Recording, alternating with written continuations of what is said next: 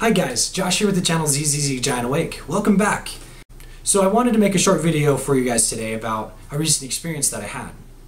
But before I got into that, I wanted to quickly just tease you with a project that I'm working on for you guys. It's the reading of a book, which it's a book about atheism by an American before Madalyn Marie O'Hara. I bet you it's someone you probably have never heard of. And I came across this book. I came across this book quite by accident. Let me show it to you. So it's this big, but it's really thin. And here it is from the front. It's an old book. It's actually from the 1950s. It was published in 1954. So I'm excited to read that to you guys. I hope you enjoy it. It's taken me some time to put together. So I hope it turns out great. So, moving on to my recent experience, I got the opportunity to be part of a podcast, a studio audience of a podcast yesterday. The podcast is called the Godless RebelUTion. I'll leave links for it in the description below. And the podcast itself is typically about recent news events or hot topics or political events, that kind of a thing. So it's hosted by three great individuals. One of them is about to become the recent ex-president of the Atheists of Utah, a really smart guy.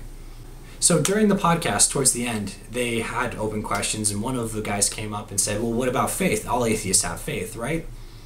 And the panel disagreed with them, and the panel defined faith as being believing in something that you don't have sufficient evidence for or you have no evidence for at all. The guy came back with the response that of a motorcyclist who wrote an article, or said in an article, that while he was taking a turn on his motorcycle, that he had faith that he could make it, even though it was a situation he'd never been in before. The panel responded by saying that it wasn't faith that he had really, it was that he trusted his experience from the past, and that he was taking a risk, possibly. Could be another way that he was meaning faith. So they ended up disagreeing on the semantics of the word, and I understand that the word faith can have a few different meanings, and I intend on going over those in a later video. But after the podcast was over, I went and talked to the gentleman who was talking about that atheists have faith, and I had said to him, well, if you can give me an example of a time that you can use faith without switching it out with keeping the exact same meaning outside of a religious context, then that would be a good reason for keeping the word faith in our vocabulary. Otherwise, I'm not so sure that faith is a good word to keep in our vocabulary. So I leave this challenge to you, which is, can you think of a time that we use the word faith outside of a religious context where it can't be replaced with another phrase or term?